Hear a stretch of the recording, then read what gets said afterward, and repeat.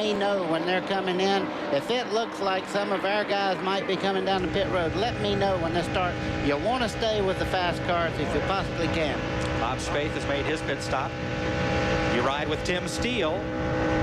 Lined up on the back bumper of Mark Thompson, the race leader. Well, you can see on the last graphic we showed that the lap speed was 189 miles an hour. Coming around through the tri-oval, Doc Watson has spun right in the grass of the tri-oval before start-finish, and caution is out. This will be a tough break for the cars that have come onto pit road, which include now Joel White, Josh Baltus, and C.W. Smith completing their stops. Yeah, this is a bad break for Frank Kimmel. Now he's going to be a lap down because Mark Thompson and Tim Steele weren't elected to stay out, didn't make their pit stop. Now that the yellow's out, they'll be able to pit without losing a lap. You see Doc Thompson there, he's cranking it back up. The smoke you see coming out of the back, he's refired. He don't go back out there. Not many people know just how much this little car, the Matador, meant to Davey Allison's driving career. It gave him his first Speedway start. There's Bob Spaeth. Tell him it runs better with 4. Oh. He'll come in and out. Davey Allison's famous. Oh, there it is again, Joel White. That is not a replay, folks. That's live. The 49, Joel White, almost took Gibson out. Hang on.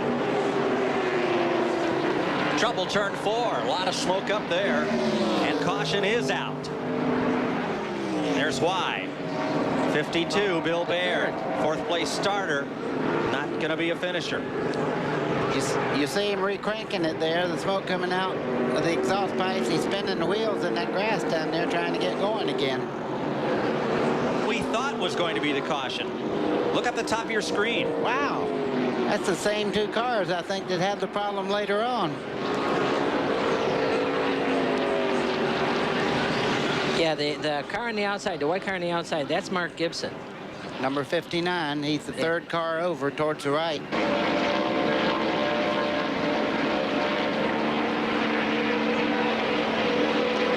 I see a lot of smoke. There's trouble there in turn 2. Kenny Martin. And everybody checks up behind him, and another car bounces off the wall. That's Randall Ritter, the Nashville driver. Yeah, it looked like something happened to Kenny Martin's car because we started to see smoke come out of it, and he came down and just clipped the back of Randall Ritter's, which turned him up into the wall. And you can see on the left that number 50 car is already smoking. It looks like he's either blown a tire because the car actually got sideways, and he just comes down and he's going to clip the 31 car right in the right rear corner. You see the back part of the back bumper come flying off, and by this time it's actually turned Randall Ritter back up right. On the racetrack. Debris in turn 4 is the reason that we are under caution for the 4th time today. Glenn Morgan coming along around the track apron back to pit road. And we're back under yellow to be a whole new race again. And 3 wides, 4 wides, stall on the bottom, Gerhard on the track. And who's going to pay the price? 3 cars, 4 cars involved. And 2 more go spinning down to the bottom of the racetrack and into the grass. Without any further damage. Oh, no.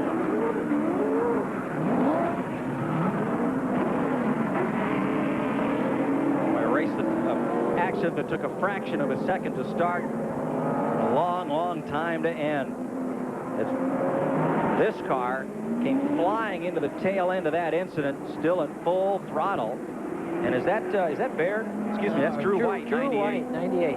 Drew White's car, the whole right front in the middle of this pack.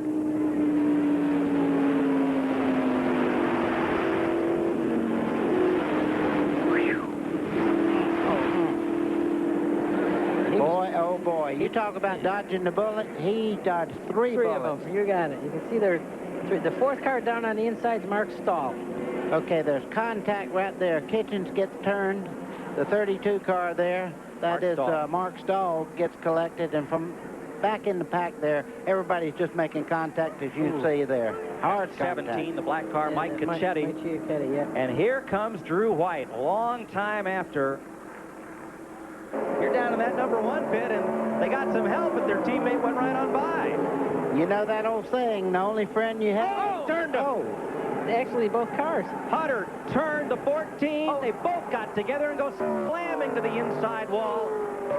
and out into the tri-oval area. Caution, of course, waves. Both cars come to a halt.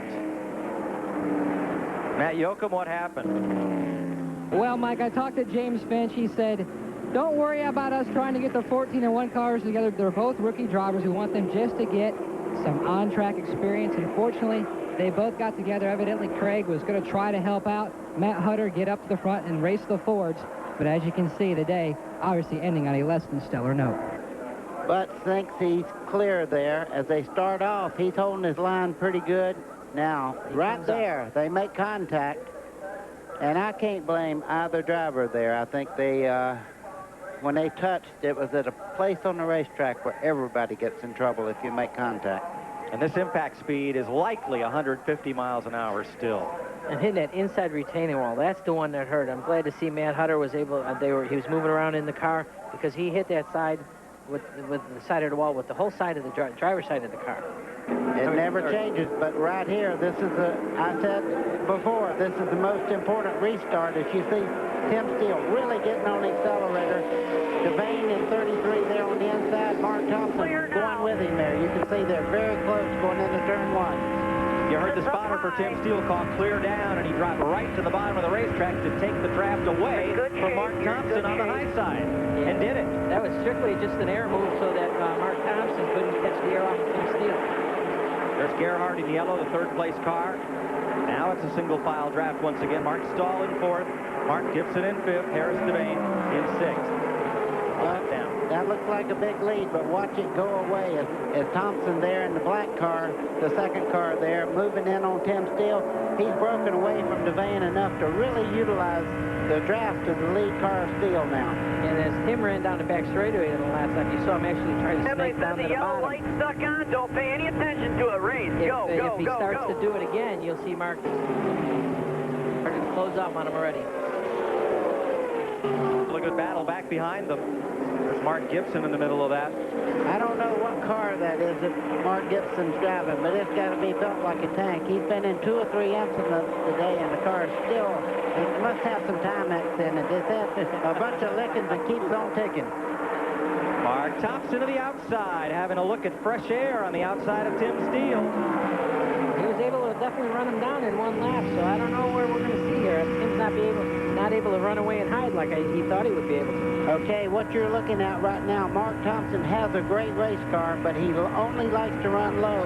If I were Tim Steele, I'd look in the mirror and see where my good points are. I would use that on the last lap. They're feeling each other out now. This is all power moves to use on the last lap. 51.76. Buddy, from what I've seen, Tim Steele is fastest from turn 4 to turn 1, but Thompson has an edge here in the banking of 1 and 2 and in 3 and 4. Okay, Mark Thompson went up, did not gain any ground. He dropped to the bottom of the racetrack. Now he's gaining just a little bit as they come off the corner. These are all things you log, so when you make that charge on the last lap, whether it works or not, but hey, look, he's trying to make it now.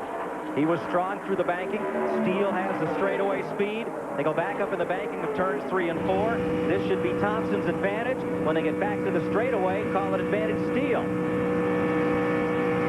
It all adds up to pretty even. Well, it does, but you don't know what Mark Thompson's doing right now. He's trying every different approach on Tim Steele right now. He knows he has just as equally or maybe just a little bit faster. But let me tell you, I've asked 100 drivers here with restrictor plate racing, where would you want to be on the last lap? And they said up front, first. Yeah, we used to say second or third was better, but not anymore. You want to be up front. You can block for 1 or 2 laps. I wonder if Thompson would draft off Steele all the way down the straightaway. He's going to the outside this time. Well, he's not leaving anything unturned here. He moves to the outside, inside, to see whether he has a race car that he could do the move without using the draft. I don't think he can. I think he needs to utilize a lot of air current off the lead car if he's going to pass it. Thompson to the inside, sweeps back across. Is he trying to loosen up the back end of Steele's? I don't know. He's taking a line off of Ford that I've never seen anyone take right now. So I don't know if Mark's actually trying to screw up Tim or if his car's actually working faster down there. Might be that Ron Bouchard line. Remember that great Talladega victory. Well, this guy right here in the 66 is a jet pilot. He knows a lot about drafting and a lot about wind current, so whatever he's doing right now looks wrong to me, because I would be in the slipstream. I wouldn't be on the outside or inside. I would be pulling up on him, seeing if I could get enough run on him at the end of the straightaways. But right now, hey, I'm not going to question it. He's sticking with him. Well, I would agree, but that time Tim Steele changed lanes twice down, doing the Neil Bonnet down the back straightaway. Serpentine, serpentine.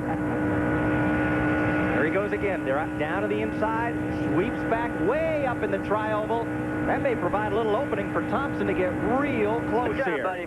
Well, let's talk about this. We still have 3 to go. Has he really showed everybody how much power he has right now? You see he's high now. He'll drop to the bottom here. He's trying to see if he can get a run coming off the turn. Now it's 2 laps to go.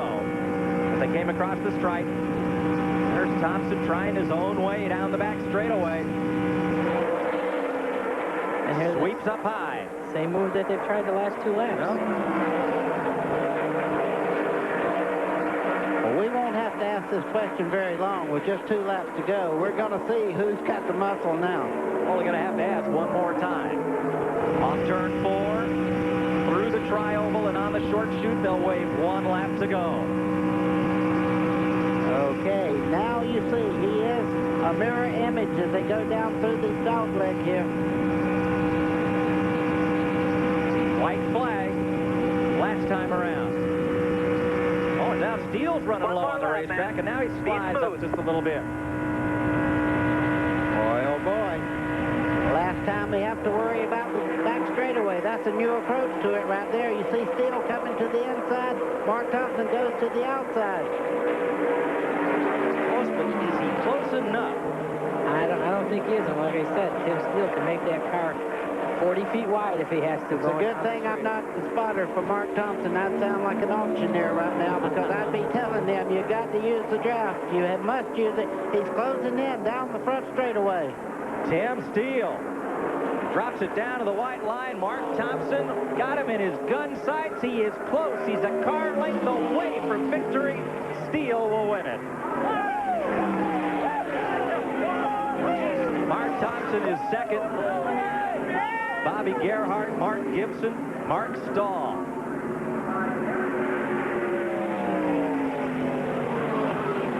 Actually put Gibson back in the 5th spot. He dropped back out of that 2nd pack. Well, you can't say that Mark Thompson didn't give it his all today. He definitely drove his heart out. He tried every which way he could to get by Tim Steele. And it could be the best career finish for Bobby Gerhart. 3rd place today for the Pennsylvania driver. Nice job. On his victory lap, Tim Steele gets his 4th straight win, his 11th victory of the season, 29th of his career, and clinches his 3rd ARCA The water championship. down there, Tim, when you get back We'll be here? right back. Yeah, I'll take the water.